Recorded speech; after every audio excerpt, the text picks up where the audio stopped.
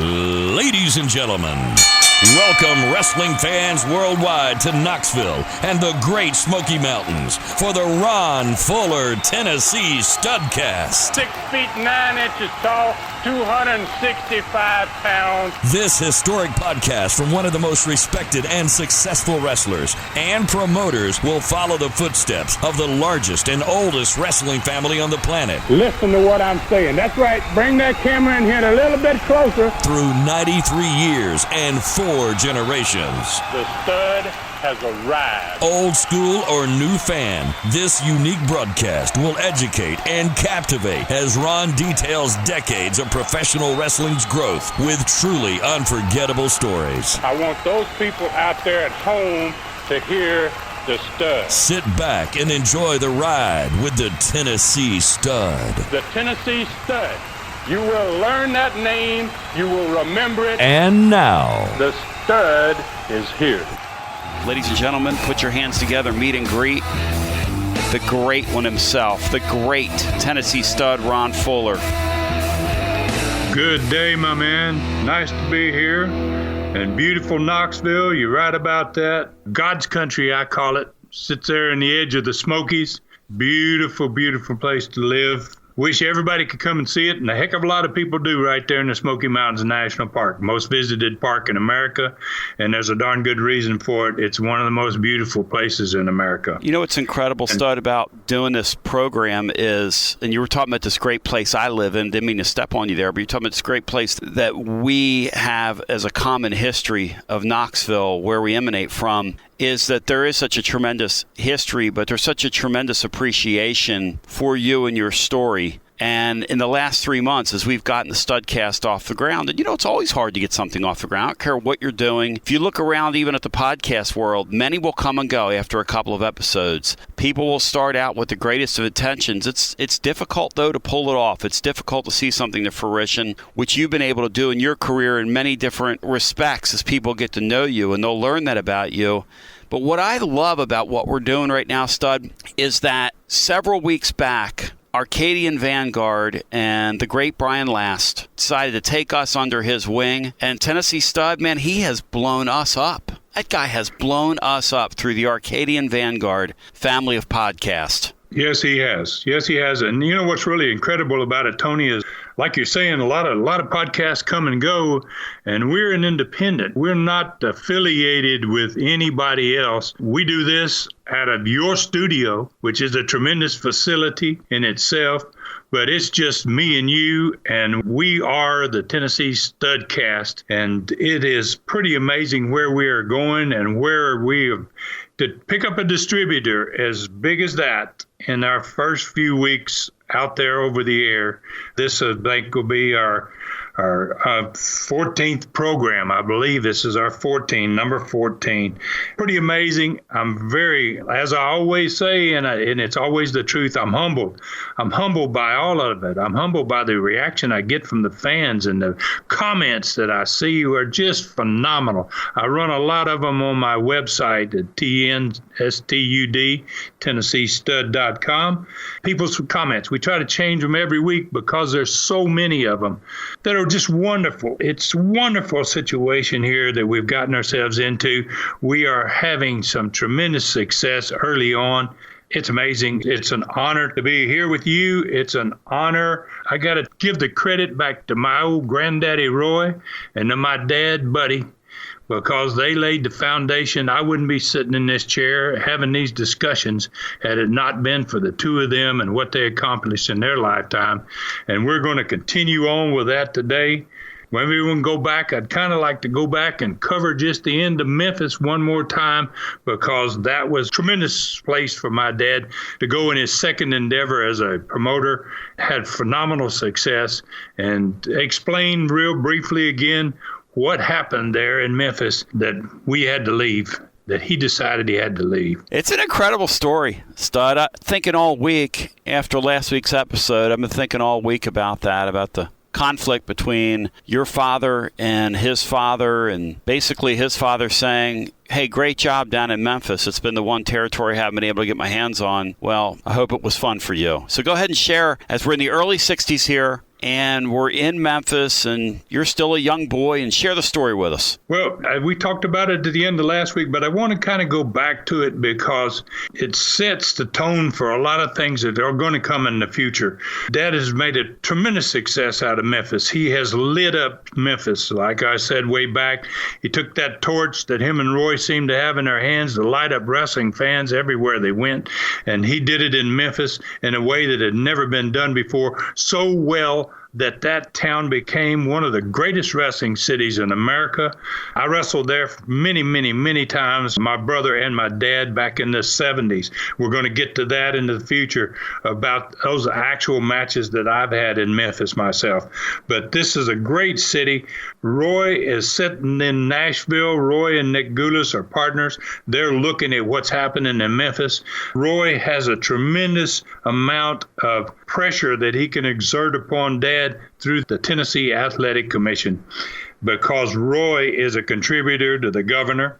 Dad's not a contributor to the governor, and Dad doesn't really care for athletic commissions.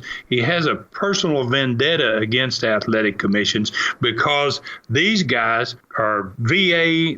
There are veterans that are on these commissions. Most of them have no knowledge of wrestling, a little knowledge of boxing. The commissions are a sports commission, but what happens, it's an illegal commission because it only manages wrestling and boxing. Now, you play football in that state, you play pro basketball in the state of Tennessee, any other professional sport is not touched by that athletic commission. That athletic commission wants to take 10% right off the top of what you draw, and they don't even have a knowledge, most of them, of what wrestling is all about. Most of them have never been to a match and probably don't watch it on television. And these guys take it upon themselves to side with Roy, who wants Memphis. He would like to get his hands, as you said a minute ago, on the best wrestling city in America at this point. And he pulls some strings with the Tennessee Athletic Commission. They give Dad a real hard time, and he basically just says, take it. I'm leaving. Unheard of. You build a territory, you put your heart and soul into it, your blood, sweat, and tears, and then somebody says you can't do business the way you want to do it. And they're not doing that in all of these cities in the state. They're requiring him to do something that Nashville's not doing, and Chattanooga and Knoxville as an example, the three other major cities in the state. They're able to do these things that they want to do, but they're really sticking it to Dad by saying, you've got to stop doing certain things that other people in the state can do. And so he basically, being the kind of hard-nosed guy he was, he basically says, you can take this town and shove it. And that's exactly what happened with Memphis. He shoved it right up the athletic commission, and they in turn rolled over, and Roy and Nick got their hands on Memphis, which is back to being Roy and the type of guy Roy was. That's the way he did business. He was pretty cutthroat. He ended up most of the time getting what he wanted, and in this case, he did get what he wanted. And what happened here is it really put a bad taste in my dad's mouth. He not only left Memphis, but we went back to Mobile, and he quit wrestling entirely. He went to that farm in which we used to own that he had sold to the Fields brothers, and they're running a company now called Gulf Coast Wrestling. And we lived in a house trailer on that farm by one of the lakes that he had built 10 years earlier. He did not wrestle anymore. He didn't wrestle for 4 or 5 months. He got up every day and he went out and just piddled on the field. You could tell he was really down. He was depressed by what had happened to him. And I don't think he wanted to go back to wrestling at all. It was a bad time for him. And we ended up doing some work on that same farm that we did when we were younger. Now I'm about 12 years old, 13 years old, still in grammar school. And we are back in the same school we've been. In our lifetime, Rob and I now, we're in the 6th grade, and I've been in 5 grammar schools already in just 6 years in 2 different states. And we're about then to make a move after he finally gets past where he's at. And he starts to feel like he wants to go back into the business and he wants to get involved again in it. We get a call from a personal friend of his that he had met in Memphis. During those years in Memphis, he was a printer, and he was on the biggest printing company in Memphis. Dad did a lot of business with him because Dad was a great marketer. He could utilize that company. And the gentleman really was a huge wrestling fan. Now, this guy had gone into Arizona, of all places, and he was starting to try to operate wrestling in Arizona. Arizona had practically no history of wrestling at that point. We're in the early 60s. There's no wrestling there. There's television stations, but they don't have a wrestling program. And this guy gets in touch with Dad, and he says, I'd like for you to come and be a partner with me in this venture in Arizona.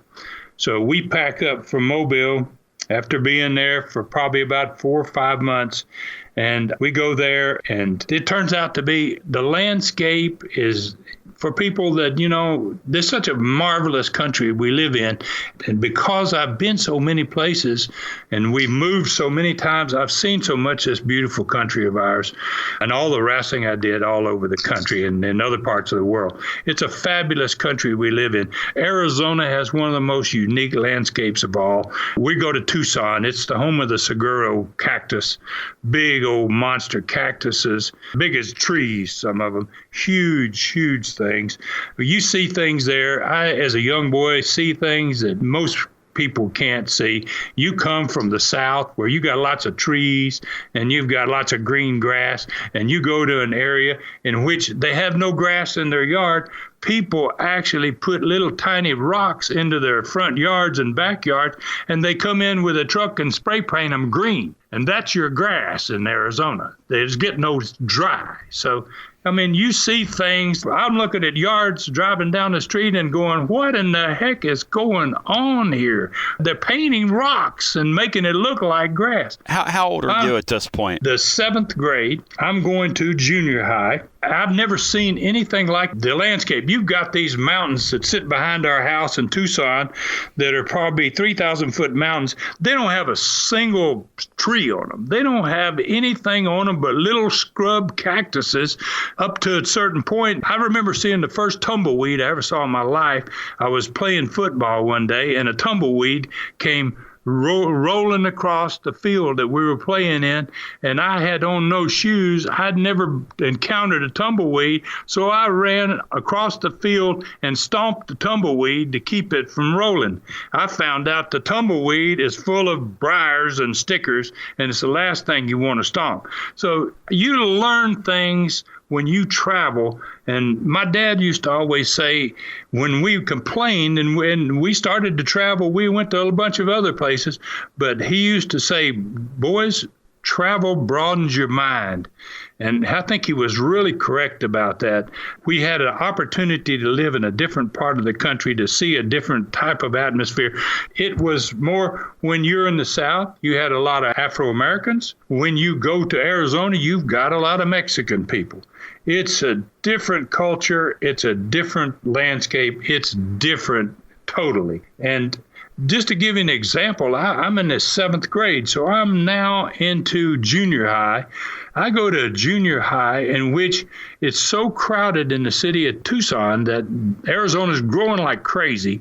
So Tucson has double classes in every junior high. So they run a class from 8 in the morning until 2 in the afternoon. They take an hour break, and then you have another group of students that come in and stay there from 3 till 9 at night. And I was a 3 in the afternoon till 9 at night student, never having been to school at night before. And they had no school buses like you do in the South, where they take you, pick you up at home, basically, in the front yard and take you to the school and bring you back and drop you off. I rode a city bus. And I had to walk 5 blocks, catch a city bus, and walk that 5 blocks every night at 9 o'clock to get back home. So I'm experiencing things that I've never experienced before. And he's experiencing things probably that he's never experienced before either. I don't think Dad had ever been to Arizona before. So we're out there in Arizona. We're trying to build another territory. We're working with a gentleman who knows a great deal about printing, but he knows very little about wrestling and the wrestling business. So it's a pretty tough cookie. We have some wrestlers there. Dad has some wrestlers that One is a great Mexican wrestler named Jose Lothario. Turns out to be one of my dad's best friends. He is a talented guy. He speaks English pretty well, and he obviously can speak to the Mexican people in Spanish. And he does interviews in both languages. He trains. He's so talented, and he lasts so long that he ends up training Shawn Michaels, WWE fame. Was trained by Jose Lothario in Houston, Texas, before Shawn becomes a big star. He's a great wrestler. He draws Dad a tremendous amount of money. He gets over big time there in Arizona and becomes a big star. Some of the other people that are there at that time are the Baby Blimp. We've talked about him before. He's still out of Dyersburg, Tennessee. Now he's in his late 30s. He's past his prime probably, but still able to move for a big 300-pound guy. You have Don Fargo and Jim Dalton, one of the best teams you'll ever find in wrestling. They had a gimmick that was probably one of the best I ever saw. They went into the ring. They wore 6-shooters. Each guy had one 6-shooter. They would load those guns with blanks, and then they would introduce them. When they introduced them, Don Fargo was an extremely talented guy, could do everything. He was a fast draw artist. He was so good. He trained guys that were in the movies to be able to shoot fast because he was so good at it. He taught Dalton how to pull the gun, and they would pull the trigger, unheard of. Very few guys could ever do this. He would pull the trigger. They would both pull their guns, raise them into the air, and pull the trigger and just run their fingers across the hammer, and it would go ping, ping, ping, ping, ping. They would do 6 shots in about 3 seconds. Both of them at the same time. It's like, ba, ba, ba, ba, ba, ba, ba. The fans would just go nuts. It would like scare the heck out of them. And then once the roar and the pounding was over, the smoke would fill the arena. It was a great intro for a match. And then they went out there and produced once they rung the bell, which was even more important. So he had that group of guys. He had Sputnik Monroe, follows him there from Memphis. You know that he's going to do his thing. It was difficult for Sputnik to be as popular and as significant as he was in the making of Memphis because he did not have the Afro-Americans there that he did in Memphis, and that's what really got him over. So he never got to the level he did in Memphis, but he was still a star there. He had another guy that he called his brother Rocket Monroe. They tag teamed together quite a bit. Dwayne Peele was an old-timer from Memphis, basically. His son wrestled for me as one of the Nightmares. Ken Peele, he was one of the Nightmares for me for many years. And he was there for quite a while with us. Great group of guys, great group of talent. They started to really crank up Tucson. Things went very well there. Then after about 6 months, Dad decides that he wants to become a farmer, which is kind of strange. But he decides that he was kind of on and off about wrestling in that early time frame. And I can kind of identify with it because I did the same thing when I started wrestling. When I started in 1970, I wrestled in Georgia for 3 months. I went to Tampa and wrestled for 2 years. Everybody else lived in Tampa. I went down to West Palm. They needed a promoter there. They sent me there to give me a little taste of what it's like to run a town. And I went there and I got disenchanted with wrestling, and I decided I wanted to sell real estate. I did that for about 3 months, didn't wrestle at all. Then I decided that I wanted to build fiberglass septic tanks, which was a tremendous business. Had I stayed in that, might have done tremendous in that because we're in West Palm Beach, Florida. It's 1972 at that time. So there's a lot of growth going to be in that area. And fiberglass septic tanks were acceptable there. They worked there just fine. And so I tried to get out of wrestling myself. So I know how kind of how Dad felt. It was like a hot and cold with him. He wanted to stay in the wrestling, and then he would just turn totally against it. So we end up leaving. We end up leaving Tucson after about 6 months. We went so far back in the Hicks that they had to pipe in Sunshine. We went 60 miles southeast of Memphis into Mississippi. And we went 7 miles out city of Potts Camp, Mississippi, into a little town called Bethlehem, 7 miles outside Potts Camp. Like I said, he got so far back in the woods that I really used to say, Dad, they must pipe in sunshine back here because nobody can find this place. He buys 2,000 acres of land. It's Mississippi good land. I mean, it grows everything. And it's just a tremendous place to grow crops, a tremendous place to grow kids, a tremendous place for families. I got a real taste in about a year's time there of what farming is all about. And I found it to be one of the most appealing things I'd ever done in my life. And we as a family were probably happier on that farm in Mississippi than I ever saw us as a family. A lot to be learned from living in the country, man, and a lot to be learned from growing your own stuff and planting it and watching it come up and plowing it and doing all the things that needed to be done. We raised everything there. We raised cotton, which is a tremendous crop to grow. Cotton is, we're going to get a long way from wrestling today, but, we're talking history here and we're telling the family story. This is so different and unique that, I got to throw some of this in there. We grew cotton, and cotton is a tremendous crop to grow. You plant it, you got to spend your whole 9 months cultivating it. You got to chop it, you've got to spray it, you've got to do all the things you got to do. And we were back in the days when you used to hand pick it. So when it finally gets ready to be picked, you go out there and you drag a big old cotton sack behind you and you stuff those cotton balls in there. You get yourself 100, 150 pounds of cotton. You've done a day's work. And my mom used to work right with us and go home, cook lunch, come back and work with us.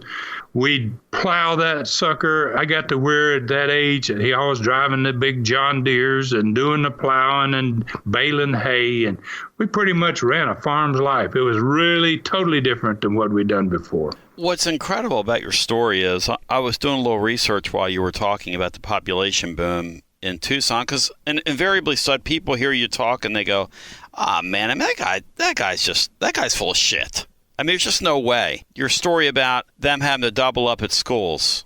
I just want to read a graphic to people just for a second, just so people can get an idea of what we're dealing with here. From 1940 to 1950, population in Tucson grew by 27%, 35,000 to 45,000. From 1950 to 1960, which is when you guys are arriving in the early 60s, the population of Tucson grew 368%. Now, that, my friends, is the deal. That's what you're taught. When you said, well, we had schools at night, I can see why your dad would go, you know what, the hell with this. We're getting out of here. I don't even know how you get around a town that would grow like that. It's amazing. You kill me doing these things, man. You got the quickest hands I've ever seen when it comes to Googling or however you get this information. It's pretty amazing. I had no idea it was 300%, but I do know that going to school at night when you're 12, 13 years old is a pretty scary experience. And when you ride that city bus, that really jacks it up quite a bit more because you never know what you're going to get. Arizona could be a dangerous place back in those days. I think a lot of those people were coming across the border, no doubt.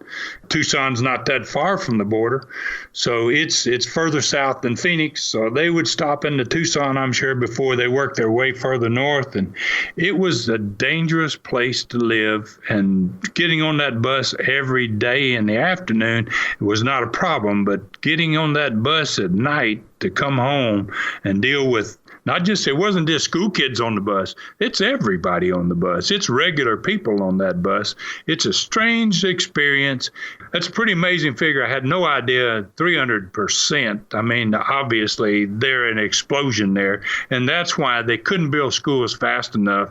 They had to do these double sessions, daytime and nighttime. I never went to any place else in the rest of my time in school that had that situation. I've never heard of that. I'm sure most people listening to this right now, no matter where they are in the world, the thousands and thousands of folks that take this in are probably going, I couldn't even imagine. If you're in an area that grows that quickly, infrastructure-wise, how do you get around? And then I'm also thinking about your dad there just for a brief period of time trying to promote wrestling in the midst of that environment where everybody's just trying to survive. I would imagine entertainment's the last thing on your mind if you're in a spot where the population's grown 300% in 10 years. Well, oddly enough, they had a Disney World of their own in Tucson. Let's call it a Western Disney World. It was called Old Tucson. And you could go to that place. I don't know how big it was. I know they had to draw 50,000 people sometimes during a weekend day. And they would have old shootouts. And it was like a big, long city made for the movies that was just put up with the exterior, basically, of even the stores. When you opened the saloon door, there was no saloon in there. It was just the fronting of a saloon. And they would have gunfights. They would have arguments, and they'd have microphones on the two cowboys, and they would come out of the saloon, step out there on the street, and bang, bang, one of them would go down. It was an entertaining little spot, but it was totally different. I'm pretty sure, I wonder if that place is still there, the old Tucson. It is still there. They call it Old Tucson Studios. I'll be darned. And it was about like a movie. I told you, it was kind of like a movie house. And when you we would walk down the street on a old wooden plank street in front of all the storefronts. And when you got to the saloon, I remember pushing the door open to see what it looked like in the saloon. And there was no saloon. It was nothing back there. So I was like, geez, what kind of place is this? So it was a strange place to live, Tucson. And when you think about it, Tony, Tucson is not the biggest city in Arizona. Even as a young guy, I was beginning to have a little of the instincts of what it takes to build a territory. I kept thinking to myself, why are we living in Tucson when Phoenix is so much bigger and it's not that far away? And it turns out, as we're going to talk later on, not this episode, but probably next episode, we're going to find Phoenix. We'll find our way into Phoenix. But between that time that we leave there in Tucson, and he kind of gets cold again on wrestling, and he says, let's become farmers, we end up in this little podunk junction in Mississippi, raising cotton and corn and soybeans and cattle and horses and pigs and chickens. I mean, we were farmers. We did everything that farmers do. And like I was saying, I found it to be one of the most wonderful feelings to be able to watch things grow and to grow your own food and to live in a quiet area. It was really a great change of pace. And I think the family enjoyed it more than I can ever remember any place that we ever went prior to that. That's wild. I mean, you guys are in the middle of the circus with wrestling, and then your dad gets called by this farm life. And what I thought you were going to tell me is we were completely miserable. It sounds to me like that's one of your favorite memories of childhood. Gone to that, what'd you call that thing, Potts Camp, Mississippi? Potts Camp, Mississippi. It's about 60 miles southeast of Memphis. It's about halfway between Memphis and a city called Corinth, which is one of the bigger cities in Mississippi. I've wrestled in Mississippi quite a bit. As time went on, I learned a lot more about Mississippi. In fact, we wrestled in Potts Camp. In fact, I have a story about wrestling in Potts Camp. My dad at this time, although he had turned sour on the sport, he was really starting to take an interest in Rob and I to make wrestlers out of us. And first place he started was a dip rack. He said, you guys need to improve your upper body. And he built us. He was a welder anyway, because he built anything he wanted to. He cut some pipes and he built us a dip rack. For people that don't know what a dip rack is, it's basically two parallel bars about the width of your shoulder, and you get your hands on it. It's raised a little bit off the ground so that it's up about shoulder height. You get your hands on and you push yourself up straight so that your arms extend. That's called a dip. And it turns out that that's one of the best exercises in the world for improving your upper body strength. So Dad takes us both out. He builds us a dip rack, and he says, boys, y'all going to learn to do dips. And we couldn't even get stood up on the bar. He'd take us by the hips. We'd get our hands on the top of the parallel bars.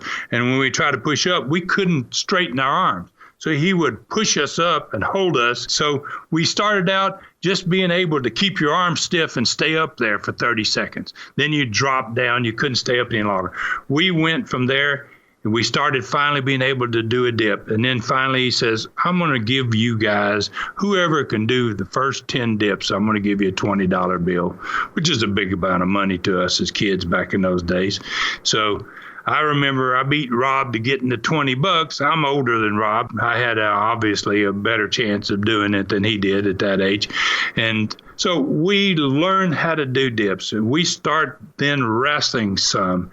He starts teaching me rather than what he taught me when I was 5 and 6 and 7. In that 3rd grade when he taught me how to drop guys on their heads and that type of stuff, now he started teaching me how to beat guys, how to do the inside toe hold that it became his hold, the fuller leg lock. He taught me quite a few shooting holes. And so in high school, one day he brings his wrestling out of Memphis. They talk him into wrestling in that gym at that high school in Potts Camp, Mississippi.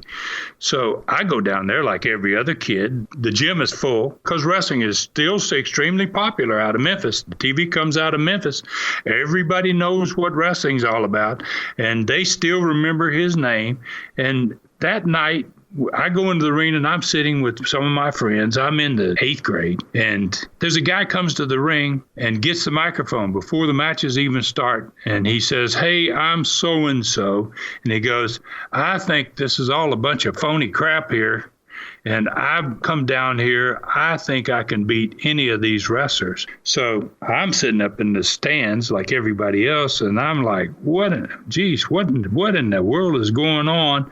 So the place gets silent because the bell hasn't rung or anything. This guy's introduced himself, and he's challenged all the wrestlers. So for a while there, no one comes out, and then out comes my dad. And he comes down to the ring, and he gets the microphone away from the guy, and he goes, look, he goes, I don't know who you are. And he says, you certainly don't look tough, but he says, you're really being kind of stupid to come out here and challenge somebody who can hurt you. And you're really making a big mistake here. And he goes, I don't think you're really ready for a big time wrestler. And so I'm sitting up there with the friends of mine, and we're like looking at each other like, what the heck's he talking about? And he goes, in fact, I got a kid here that's in the 8th grade, and he's somewhere up there in the stands. Ron, come on down here, he says. Come on down here and wrestle this guy. And then he tells the guy, he goes, this kid is 13 years old, or maybe 14. Might have been 13, 14. And he says, if you can beat this kid, then I'll wrestle you. It became the mantra for Dad and me for the future. Dad used to always do it. We'd had a lot of guys come to the house, a lot of guys that challenged. And he used to always say, if you can beat this kid, then I'll wrestle you. He never had to wrestle anybody, ever. So I'm at 8th grade. I'm embarrassed to death. I don't look good. I'm skinny. I'm small. I'm not big at that point. The guy's laughing. When I get to the ring, he looks at me and he's laughing and he takes the microphone away from Dad and he goes, you seriously want me to hurt this boy of yours? Dad says, yes, if you can hurt him, hurt him. So that makes me feel real comfortable. I'm like, are you kidding me, Dad? Come on, what the heck? So we get in the ring. Anyway, I end up getting this guy in the inside toe hold and Dad's leg lock. And he screams like crazy and he gives up and they ring the bell and raise my hand. It's my first win in wrestling. I'm in the 8th grade. I raise my hand. I've gotten my first win. And I go up into the crowd and sit with my buddies again, and they're all patting me on the back. I'm a big star. I hated him at first. I thought, why would he do that to me? And as time went on, and this happened to me so many times in life, and the next 3 or 4 or 5 years before I started actually wrestling, that I realized that I could beat almost anybody from just a little bit of stuff that I knew. And it was a good lesson for me. It gave me a lot of confidence at an early age. As you hear the Tennessee Stud, we're going to take a brief time out here, step away. We're going to come back and get into some questions from our audience. And Stud, this is always a wonderful time. Your story is incredible, man. I mean, that tale of your dad's got to be nuts. You're in 8th grade there. But we've got to step away here for a second, come back on the other side. Stud, you ready to tee up some viewer mail as we continue? I love it. I love it, man. Let's see what they got for me today. Let's put that saddle on the horse. We're going to ride him on in here. I love it, man. Saddle him up. Let's do it on the other side as the Studcast continues after this. This is Studcast number 14, featuring stud stories as told by the legendary Ron Fuller, the Tennessee Stud. This Studcast will continue in a moment. You are back, seated ringside on this edition of the Ron Fuller Studcast. Tony Basilio back with you on your Ron Fuller Studcast, and now comes a tremendous time in our weekly visits with you, the listener, and that's your interaction with the Tennessee Stud. And let's begin with Jeffrey Archie, easy for me to say, out of Nashville, and he asked the following. In the Tampa Snakepit, did any of the guys that came through there pass and end up becoming professional wrestlers? Well, that's a really good question. The Snakepit was probably in operation for, I would say, 4 or 5 years. And I was there kind of in the early years when there were only a few of us that came in there. Now, I assume he's talking about the actual fans that showed up that want to wrestle the wrestlers. There were a few of us in the beginning: Hiro Matsuda, Bob Roop, Jack Briscoe, Don Curtis, myself. You know, there was a nucleus of 4 or 5 guys that were just down there shooting with each other every day. And occasionally these marks, let's call them, guys that came in that thought they were going to be tough and that thought they were good. And I don't think, certainly none of them that I remember in that era went on to become wrestlers. But let's take it another notch. Let's go on into the future, into the late 70s. There is one that became a pretty big name before it was all over, and I think he got his first test of action in the ring in the Snakepit, and that was Hulk Hogan. Terry Bollea actually was his name, okay? And Terry Bollea comes down at 6 feet 8-9 inches tall and 310 pounds, or around 300 pounds, body that he still has today and the body that he had all of his wrestling career, and wanted to do what so many that had come there before him did. He wanted to have a shot in Snakepit. He wanted to see if his size and strength could turn him into being a wrestler. And his experience, and I was not there, obviously. At that point, I'm running my own company in Knoxville, and I don't know anything about him, but I hear stories of what happened on that day. And he goes in the ring. I don't remember who he shot with, but I do know that day they broke his leg. And the story was that I asked about later on because I knew Hulk. In fact, I wrestled Hulk in a couple of his first matches that he ever had. He was wrestling for me in my Pensacola territory. That's how he got his start, was wrestling for me. And he went into the Snakepit. They broke his leg on purpose because I think they were afraid of him, for one thing. His size, he was immense compared to most wrestlers at that time. And at this point, Terry Bollea, he's not Hogan yet. He's still Terry Bollea. He goes to wrestle for me in Pensacola. He gets well. He goes back to the Snakepit, and I don't know how he fared in his second time in the Snakepit, but I do know that we got a call. Louis Tillett was booking for me in the Pensacola office. He said that Louis, he's a Frenchman. He goes, Ron, we got this big guy down here. They sent him from Tampa. And he's so big, we need somebody your size to wrestle him. And I fly from Knoxville to Dothan, Alabama on a Friday night. And I go in the ring first, and I see who will become Hulk Hogan in the future start down to the ring. Strangest looking guy I ever saw at that point. No one, unless you were a part of that promotion in that time frame or a fan in that time frame, you would not know him to be, would not even recognize him. He had black hair on his body. He had shaved his chest in the shape of a triangle. It was out at his shoulders, and the triangle went down to his stomach and his tights, in the middle of his tights. It's a strange looking thing. I mean, I'd never seen anybody shave their body in that fashion.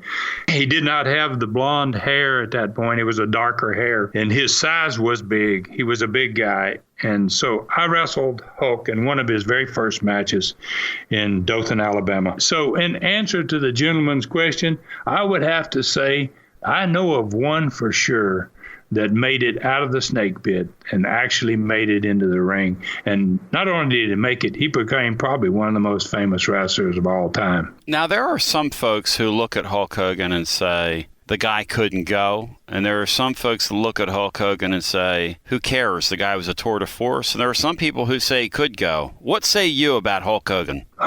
He did not have the training that he should have had.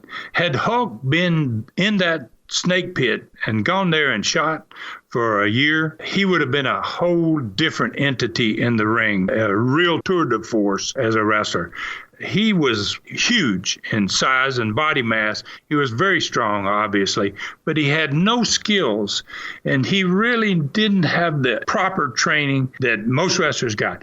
For instance, as an example, I've trained basically from the time I was 7 or 8 years old all the way up until I started actually wrestling in the ring.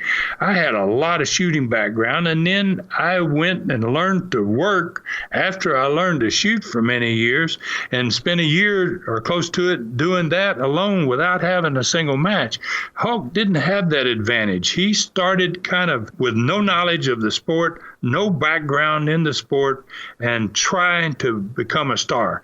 If it hadn't have been for Hulk's size and his charisma, and I like that word because it's really true. Some guys make a tremendous living, not just being who they are, but it's their charisma. Dusty Rhodes is another example of great charisma. You just something about him when that bell rings and you see him walk to the ring, you think this guy's something different. He's something special. Hulk had that going for him, but he did not have that background and that training that he probably should have had. Had he had that, he would have probably been a better performer in the ring. But you can't deny a guy that becomes the star he becomes. You just feel like, in his case, I think he could have been even better. Next question. Bobby Belk, Vernon, Alabama. You were the Tennessee Stud. After you retired, how did Robert start using the Tennessee Stud name? We're going to get some heat between the brothers here. Well, this is a good story. That's a great question because when I left wrestling in 1988, I was finished with it. Vince was cranking up his machine. I saw the future before it arrived. I knew that the time had come. Wrestling's time as it had been in the past was over and done, and things were going to change dramatically. A lot of guys didn't see it, or they just couldn't leave the sport. Now, I was pretty lucky in the respect that I had a college education. I had played ball in college, basketball at the University of Miami. I had paid other dues, and I had learned things in business. I studied some marketing in college, and it really served me well as my life went on. I luckily got into a sport that I knew nothing about it, hockey, right in that time frame. Within a year of when I retired, I ended up in the hockey business in Nashville, Tennessee. And my brother is still wrestling. And he comes to me and he says, "Ron, are you finished?" And I said, "Yes, I'm finished as a wrestler. I'm never going back to wrestling." And I firmly believed that was the case at the time. And he said, "Can I have your jackets and your boots and your mask and your trunks?" And he started asking me if he could borrow those. He says, "Do you have a problem if I become the Tennessee Stud?" And he's my brother. I love him, and I wanted to see him continue to have success. He was working for Jerry Jarrett out of Memphis. They were wrestling a lot into Texas. They were traveling into Von Erich's area in Dallas. And that Tennessee Stud moniker and my robes and all that stuff helped him to establish himself under a new identity, and it made him successful. And he did a great job of it. As time went on, things changed, and I ended up coming back to wrestling a little bit there in the early 90s, and now I'm certainly back in wrestling again. I'm certainly talking about it anyway. And when I came back, it became a contentious matter between my brother and I. It's still there today. Now he says, "You're not the Tennessee Stud. I'm the Tennessee Stud." Well, he's only the Tennessee Stud because I said he could be the Tennessee Stud, in my opinion. Now, if you heard Rob, in fact, we had a conversation about this just a couple of days ago, and I said, I wish I could get you on my Studcast so you could tell that story. And that story was about how I went and got my robes back and my boots back and took them away. I stole them out of his closet. That's the way he put it. You stole my robes out of my closet. And I said, Rob, those were my robes. So we almost got into it again, just standing and talking about it. We laugh about it, but there's a certain amount of realness to this argument about who is the real Tennessee Stud. It's kind of fun in a way, and it's given us a lengthier career based around that name. And Rob, if you're listening, I'm on the Real Studcast, by the way, so don't you dare try this at home. Cordell Everett Jr. out of Fayetteville, North Carolina wants to know the following. And by the way, Rob, I'm talking right to you, big boy. You know where I'm at if you want to come get some. Cordell Everett Jr., Fayetteville, North Carolina, says the following, or asks the following. How did you manage to stay on top of the business end of things so long while other companies didn't last? Good question. This kind of goes right back into the last question in a way. I brought up the fact that I went to the University of Miami and I studied some marketing. And I learned a few things there that helped me not only in my wrestling businesses, but in my hockey businesses. And later on, as an ADT franchise owner in the Tampa area, I learned how to market. I learned how to create concepts and ideas that drive business. And I was able to do that when it's concerned in this particular area. I was able to utilize, I'll just give you one example. This is when Vince was just becoming powerful, and we were operating Continental Wrestling. We did television in Birmingham's Boutwell Auditorium on Monday nights. Gordon Sully was the commentator. Vince's modus operandi was to come into your biggest city and run the same night you ran. So he comes to Birmingham. He brings Hogan, who had wrestled for me, that I had helped train. He brings Honky Tonk Man, who had wrestled for me, that I had trained. Wayne Ferris becomes the Honky Tonk Man. He brings Brutus the Barber Buffet, who was my trainee, who had wrestled for me, young guy, personal friend, close friend of Hogan. He runs across the freeway, on the other side of the freeway, in the Civic Center, which is 1,000 seats. My building's about 8,000, 9,000 seats. He brings his number one group, a lot of them already introduced in years earlier by me in my business down there. And so I sit down with my brother and Bob Armstrong, and we talk about how we're going to handle this. So what we do is we put together a 2-ring battle royal. We give the fans a 2-ring battle royal that night to compete across the street from WWF at that time. And we dropped the ticket prices $1. Normally we would have raised the ticket prices $1, but because we had that competition next door, we dropped the ticket prices by $1. Start of the matches, they start at 8 o'clock, we start at 8 o'clock. I go out on the stage and I look, and there's not a seat in the house. We've sold out. Within 20 minutes, the first match from their building, because we're friends. They're wrestlers, and I have wrestlers that are wrestling for me, and they want to come over and see how we did, because they have 1,000 people in a 15,000 seat building, and we have 9,000 in a 9,000 seat building. In other words, we blew their butts away. And they came in the back door and walked out there on that stage by me and went, wow, how in the hell did you guys do that? Because they had been already taking these little tours around other territories that they were chewing into, and they were going to dominate, and they were going to kill in time, and they were accustomed to that full house. And when they saw us with the full house and them with a crappy damn house, it demoralized them. Their heads were hanging.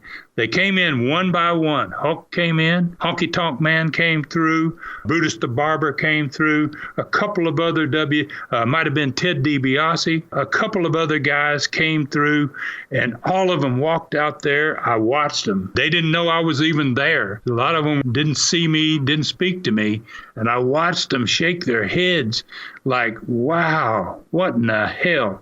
So I guess that's an answer to your question.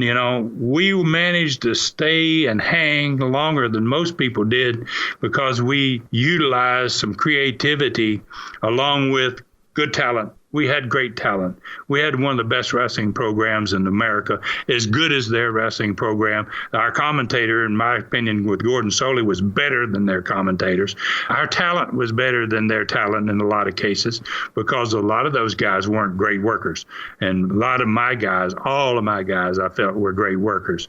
So I thought we could stand the test of time, but I could see in the future that we weren't going to last much longer than anybody else. And I just made a decision that the time had come to quit. Stud, awesome answer. Who's your winner this week on the Studcast? I kind of like that last question there. I think that's a great one. That Cordell? Yeah, Cordell Everett Jr. from Fayetteville, North Carolina. What a great question by him. And to hear you talk about that, I can't imagine what it's like to be involved in something that your family was literally involved in the inception of it. And then for you to say, you know what, you got to know when to hold them. You got to know when to fold them. I'm sure we'll unpack that later on, but that couldn't have been an easy deal for you. Oh, of course not. I mean, it's giving up your life, everything you were born and raised to do. But it turns out that I was pretty much correct about it. I mean, there was no competing with it because of the national television structure.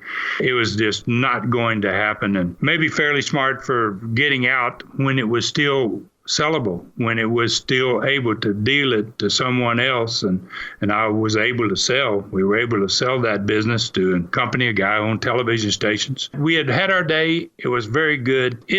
I did not realize, but to me, it really was the end of wrestling as the way it used to be. And it's a sad darn thing. We've talked about it before, and we'll talk about it in the future, because when we get there, we'll go into real depth about my feelings and what I think actually happened to wrestling. It's a shell of itself. And Stud, one thing that's not is this program. It remains vital, and it remains vital because of the push that's been given. I almost feel like people that enjoy this podcast are our promoters. They're giving us the push. They're deciding whether or not we're going to continue to do this week after week. And then there's the great Brian Last and people like him. And then there are all kinds of talented people who have come beside us in this venture. And as we're out of time on this episode, man, it's pretty awesome to think about what's going on here with the Studcast. Oh, it certainly is. I saw a quote the other day, oddly enough, and it was from Jim Cornette. Now, I've been doing these stud stories on Jim Cornette's experience, his podcast. Jim Cornette called me the Johnny Cash of storytellers. Now, I didn't know Johnny Cash was a storyteller. I assume that's because I'm an old Southern boy, and I guess I do sound like a Johnny Cash in some ways. But I thought it was a compliment, a very good compliment. Brian Last, we've mentioned him a couple of times, in Arcadian Vanguard, the distribution company that has selected us among the many, many choices they would have to put into their podcast network. I think it says a lot for what we're doing here and what's happening here. It's just really humbling to me. Never ceases to amaze me how people are accepting this, how I'm getting this reputation of being a great storyteller. I just come in here and do the deal, man. I just love sitting here and this microphone stuck in my face. It almost feels like it's back in the day again, I'm looking for the red light on the camera that's not there, but I still enjoy the opportunity to tell my story and to be able to talk about this great sport and how it developed from my grandfather, Roy, and through my dad's time. And soon now, it's a chronological story, and I know fans of this broadcast and our Studcast here, they realize that I'm trying to do this chronologically. Soon we're going to be to my day. I'm going to really be able to tell some stories, because most of my stories come from my personal experiences. I've been talking about Roy's experiences and Dad's experiences. I'm going to talk me and Rob and Jimmy and Roy Welch and Jackie Welch, all the Fields brothers' sons, all of those stories. We're going to get to the big time, and I'm really enjoying it. I love it. Look, I'm steeped in football with what I do. I host and own my own radio show in Knoxville, have for a quarter century. You can find me at TonyBasilio.com. We do a post-game show as soon as Tennessee football games go final on that live stream, also on my app, which if you want to download it, there's a ton of great content there. And we do a lot of history. So if you enjoy this history stuff, we do a lot of Southern college football history on my site as well in various podcasts and whatnot. And then also we've got a program on Sunday nights that the Stud has been nice enough to let me plug here called Southeastern Sunday, which airs from 7 to 9 Eastern live across many platforms, including Facebook Live, Periscope, etc. So, Stud, that's about it for me. Anything else you'd care to add here? And let's go ahead and put episode 14 in the books, my friend. All right. I would like to say, we haven't really mentioned much about our website. Still out there. It's TNSTUD. That's TennesseeStud.com. We're on everything now, thanks to Vanguard. We're on iTunes. We're on Sketcher. We're on Podcast Addict. We're on Google Play. We're able to be found everywhere. It's just rocketing our numbers, exploding them. We were just, for a long time, a website. It was the only location you could go and pick up this Studcast.